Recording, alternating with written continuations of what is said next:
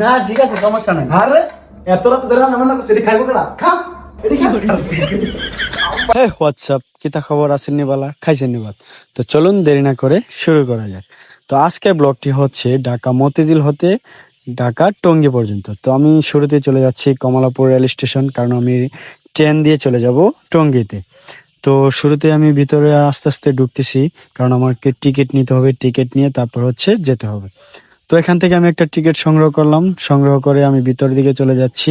আর ভিতরে ঢোকার পথে একটা জিনিস দেখতে পেলাম যে বাংলাদেশ রেলওয়ে কর্মকর্তারা টিকিট চেক করতেছে। তো সবশেষে আমি এখানে এসে দেখতে পেলাম যে আমাদের টঙ্গীর কোনো ট্রেনই নেই। তো এখন কি করব? তো এখানে একটি ট্রেন আছে আমাদের সিলেটের কালনী এক্সপ্রেস। তো চিন্তা করলাম যে এয়ারপোর্ট পর্যন্ত যাওয়া যাক, কিন্তু এখানে এসে দেখলাম যে বাইক ট্রেনের ইঞ্জিনই এখনো লাগানো হয়নি। তো কি করব? তো ভাবতেছি না, এভাবে চলা যাবে না। তো আমি শুরু করলাম যে এখন আমি চলে যাব মতিঝিলে আবার। তো মতিঝিল থেকে আমি মেট্রোতে চলে যাব। তো চলে আসলাম আবার সেই মতিঝিলে মেট্রো স্টেশনে। আর এখানে ভাই ঢুকার পরে দেখতে পেলাম যে এত পরিমাণ মানুষ, মানে বলার মতো না। তো ভাগ্য ভালো আমার কাছে এমআরটি পাস ছিল, তাই আমি দেরি না করে ভিতরে ঢুকে পড়লাম। আমার এই এমআরটি পাসটা কিন্তু আমি অনেক আগে সংগ্রহ করে রেখেছি, তাই আজকে আর এত দেরি হলো না। তো শুরুতে আমি উপরে চলে আসছি, আর এখানে এসে ওয়েট করতেছি যে এখনো ট্রেনটা আসে নাই। তো এসে পড়ছে অলরেডি আমাদের মাঝে ট্রেনটা। এখন আমি এটার ভিতরে চলে যাব, আর তাড়াতাড়ি করে উঠতে হবে, কারণ হচ্ছে পরে সিট পাবো না। তো যাই হোক, একটু তাড়াতাড়ি করে উঠলাম, কারণ একটু বেশি দেরি হয়ে গেলে আর সিট পাওয়া যায় না। তো যাই হোক, এখন আমি চলে যাব উত্তরা দিয়াবাড়িতে। আর মেট্রোর শেষ স্টেশন হচ্ছে উত্তরা দিয়াবাড়ি থেকে মতিঝিল। তো আমি চলে যাচ্ছি, খুব ভালো লাগতেছে, অনেকদিন পরে উঠলাম মেট্রোতে, প্রায় 6 মাস পর মেট্রো রেলে উঠলাম, খুব ভালো লাগতেছে। আর আমি অলরেডি চলে আসছি উত্তরা উত্তর।